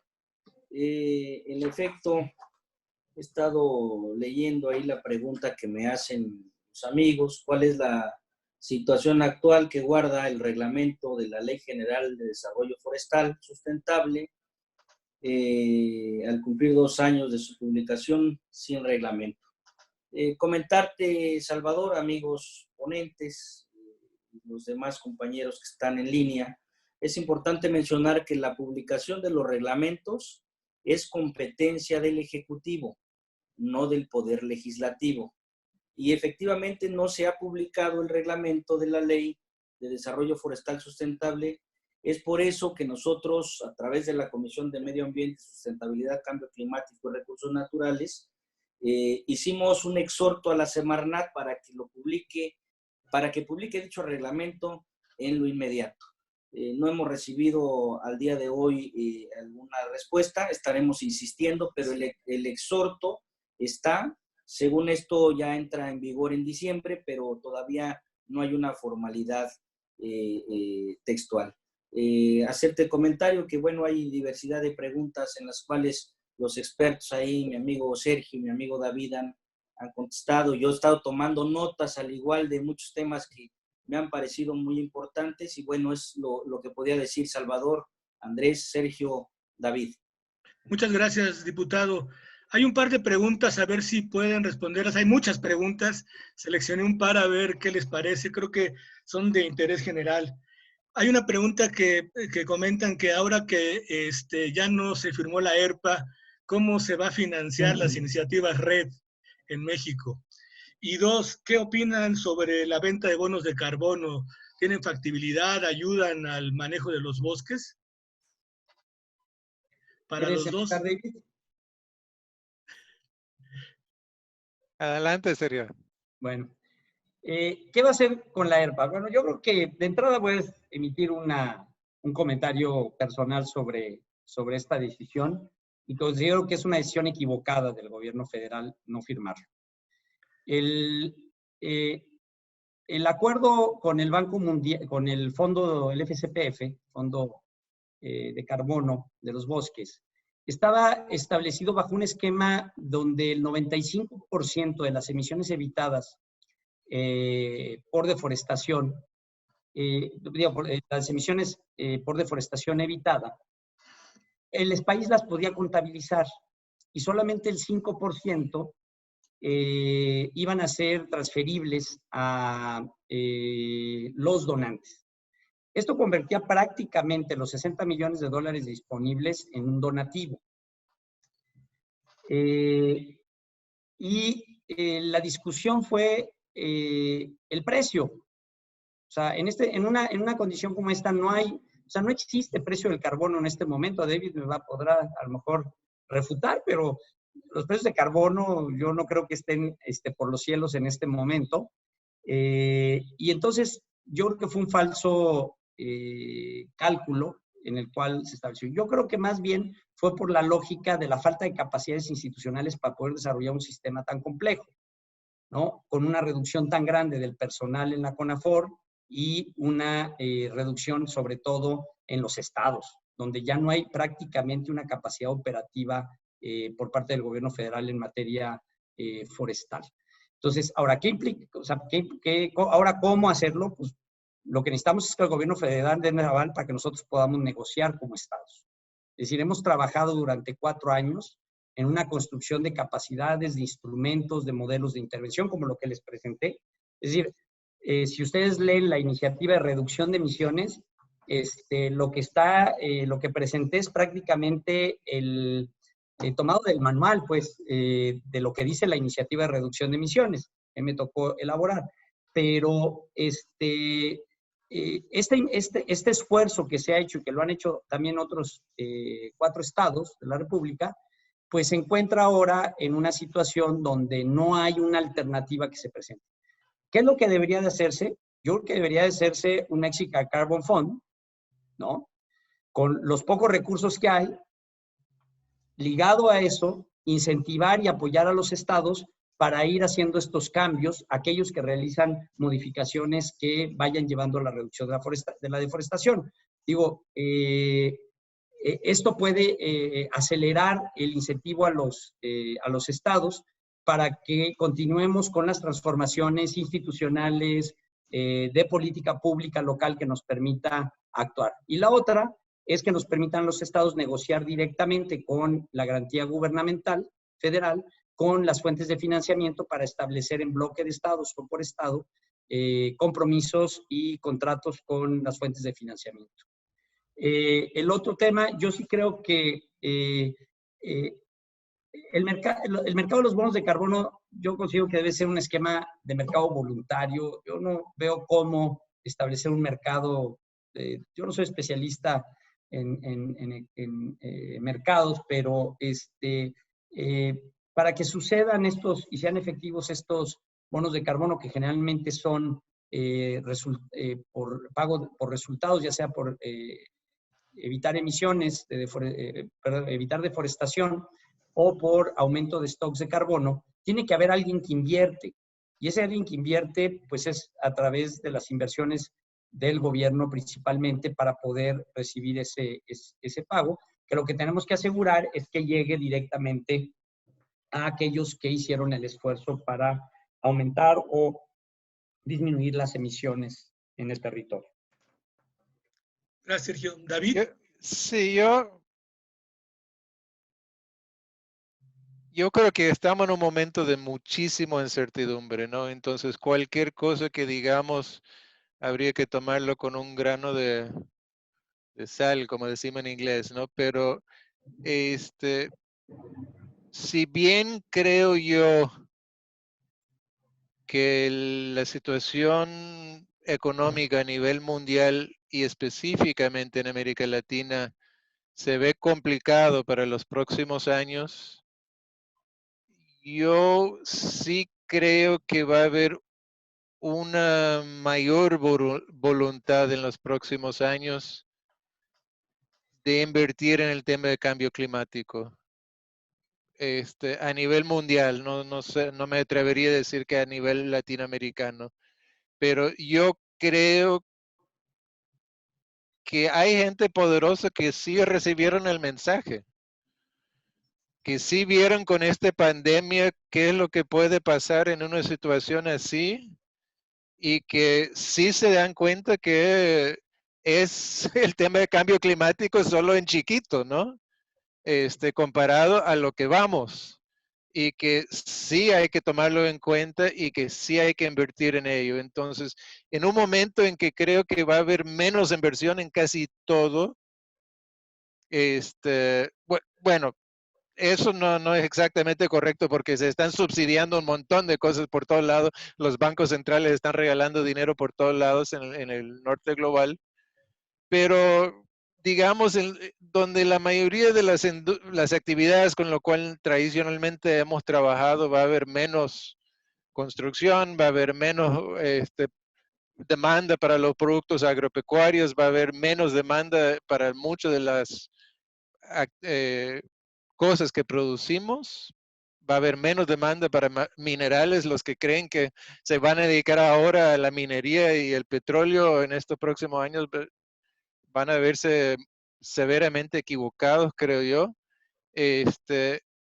Pero yo sí creo que va a haber algunos financiamientos en el mundo en el tema de cambio climático. Y la pregunta es cómo acceder a ellos, cómo promoverlos nacionalmente, cómo generar una conciencia de entre los mismos empresarios mexicanos y latinoamericanos de la severidad de lo que viene enfrente en el tema cambio climático. Ahora, en cuanto al tema de los mercados de carbonos, Yo lo veo más como estaba mencionado Sergio en términos de pagos por reducción de emisiones. ¿Y cuál es la diferencia? La gran diferencia es que la idea inicial del mercado de carbono era más o menos, si deforestas menos, vas a poder aumentar tu consumo de energía fósil, ¿no? O sea, es más barato disminuir la deforestación que disminuir el uso de los carros. Hoy en día se va a tener que reducir los dos de una forma muy fuerte. Si vamos a mantener el mundo por debajo de 3 grados centígrados por encima de, ya no estamos hablando de 1.5, yo creo que ya no estamos hablando de 2. Si vamos a mantener el mundo menos de 3 grados centígrados, vamos a tener que hacer cosas muy fuertes y eso no puede ser o el sector forestal o el sector combustibles fósiles, tiene que ser las dos cosas y bastante. Y eso va a reducir la posibilidad de un mercado de decir, bueno, vamos a pagar, vamos a hacer más de esto para que puedas hacer menos del otro, ¿no? Pero sí creo que van a aparecer cada vez más. Yo nunca he sido muy creyente en que los mercados voluntarios iban a aparecer. Ahora empiezo a pensar que quizás me equivoqué, que puede ser que aparezcan en el contexto actual. No llevaría eso a un pronóstico, pero sí a una posibilidad. Gracias, David. Creo que vamos a cerrar con el mensaje del diputado Manuel Rubio, ¿verdad, Leonora? Y luego hago yo una rápida conclusión de lo que hoy escuchamos. ¿Es así? Por cuestiones de tiempo vamos a dejar hasta aquí la sesión de preguntas y respuestas, pero si algunas se quedaron sin contestar, las vamos a revisar y con los correos con los que se registraron, les vamos a mandar las respuestas que quedaron pendientes. Entonces, preguntan también si van a estar las presentaciones disponibles. Sí, las presentaciones se van a subir al sitio web de Polea. Ahorita, después de que Salvador acabe sus palabras de cierre, lo vamos a proyectar en la pantalla. Y también en las próximas semanas vamos a estar organizando otros webinars para que estén ahí al pendiente en las redes sociales. Voy a pasar la palabra al diputado Roberto Rubio para que nos haga favor de dar sus palabras de cierre. Muchas gracias, Eleonora. Andrés, nuevamente agradezco esta invitación tan importante y sobre todo de enriquecimiento de muchos temas que sabemos, pero no hemos profundizado. Sergio, que fuiste muy concreto en los temas, el cual te felicito, igual que David, con esa gran experiencia que los caracteriza. Pues yo me quedo como empecé mi salutación.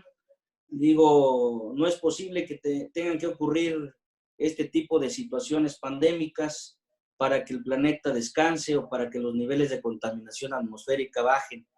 Y lo digo porque pues tampoco se debe celebrar en ninguna forma que se le dé un respiro a nuestro planeta a causa de la salud humana. Y eso a nosotros nos deja lecciones, estas lecciones que hoy estamos experimentando, y hacía ciertas anotaciones aquí donde decía lecciones que hoy nos está dejando este tema pandémico, que es cómo poder ir cambiando nuestro sistema de vida.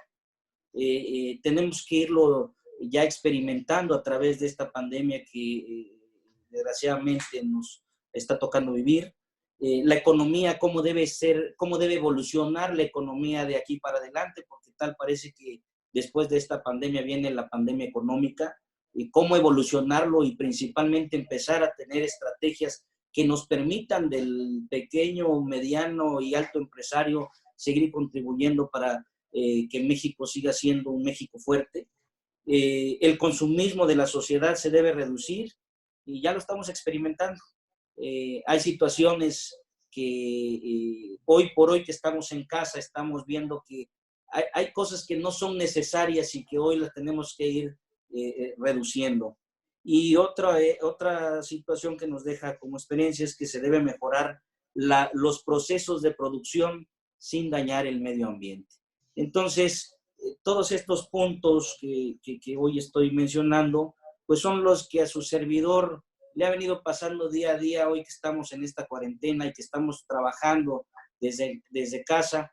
Quiero decirles de que a todos los que nos están viendo y nos están escuchando, que son más de 100 compañeros que por ahí nos están haciendo el favor de escuchar y tomando anotaciones, que sigamos este ejemplo de tener esta convivencia virtual, pero sobre todo de enriquecer mucho lo que nos ha quedado duda de poder aterrizar. Muchas gracias, Andrés. Muchas gracias, Eleonora, David. Muchas gracias, Salvador, Sergio. De verdad que para mí fue un gusto saludarlos y que de las próximas reuniones y foros que hayan, saben que cuentan conmigo y cuentan con un aliado desde la Comisión de Medio Ambiente, desde la Cámara de Diputados. Muchas gracias a todos y enhorabuena. Felicidades a todos. Muchas gracias, diputado. Gracias, diputado. Salvador, si quieres dar tus reflexiones. Es un poco complicado, pero creo que yo rescataría de las intervenciones de David y de Sergio, bueno, la complementariedad de las presentaciones, la relación que tiene el tema de la pandemia con el mal uso de los bosques, de la actividad de extracción de vida silvestre también, que hay ciertas relaciones con estas apariciones de enfermedades, pero cómo esto finalmente repercute en la vida social de nosotros, de la gente. Creo que hay también una parte que coinciden. Creo que debemos evitar que siga avanzando la debilidad institucional. Decía David, en estos momentos es cuando vemos para qué sirven las instituciones. Y este fue el caso de un tema muy fuerte y grave de carácter sanitario, pero pues yo creo que igual de grave o tal vez peor es el tema del cambio climático, que no se ha atendido en la intensidad y necesidad que se requiere. Y si tenemos instituciones débiles, difícilmente vamos a poder atender esta situación. Creo que otro tema que resalta es que pues en esta condición, en un país como México, tenemos afortunadamente pues ya experiencias de estados o como Jalisco y otros, en donde existe una política pública que se está atendiendo la temática de la alineación de políticas públicas, de la parte del vínculo forestal y al agropecuario y la atención del cambio climático. Necesitaríamos 31 estados más con un gobierno que atienda estos temas con políticas innovadoras, aunque sabemos que las entidades no siempre tienen instituciones fuertes, pero sí tienen otros activos. Oaxaca, por supuesto, el activo más importante son las experiencias comunitarias, el manejo forestal comunitario, la producción de café orgánico y de otras experiencias que han enseñado que es posible recuperar y restaurar las áreas degradadas. Estados como en la península de Yucatán también tenemos experiencias importantes del manejo forestal, del manejo de la vida silvestre, de la actividad del turismo de naturaleza. Creo que hay una cantidad muy importante en el país de acciones en diferentes niveles, ya sean experiencias gubernamentales, experiencias de la sociedad civil, experiencias de productores, y me parece que esto es uno de los grandes activos que necesitamos buscar cómo vincular, cómo incorporar estas innovaciones institucionales, cómo escalar los proyectos que hoy son emblemáticos en hacerlos en proyectos regionales.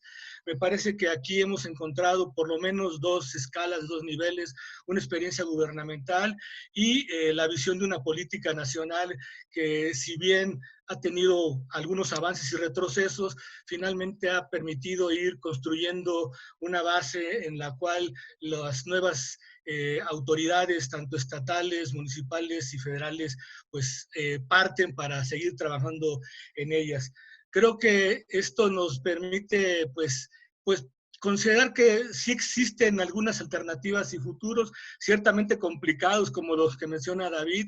Las comunidades forestales en el país acaban de emitir una serie de documentos y acciones que están pidiendo una atención especial para las comunidades forestales, dado la importancia que tienen para la economía regional, sobre todo ahora en sitios donde incluso están compitiendo con el crimen organizado y requieren el fortalecimiento del Estado mexicano para darles las mejores condiciones de trabajo.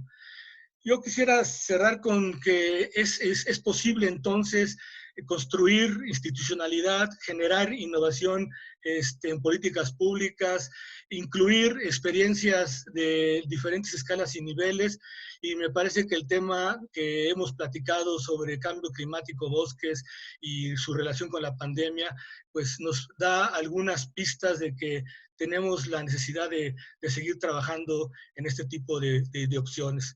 Yo lo dejaría en este nivel y creo que pudiéramos ir trabajando en los próximos webinars, en los próximos eventos, pues ya temas más específicos, profundizando. Hay muchas preguntas para Sergio y para David que esperemos puedan ser respondidas por correo, pero me parece que dan la posibilidad de que esta agenda tiene posibilidades, tiene continuidad y yo creo aprovechar la oportunidad que se genera en una situación tan complicada como la que estamos viendo ahora.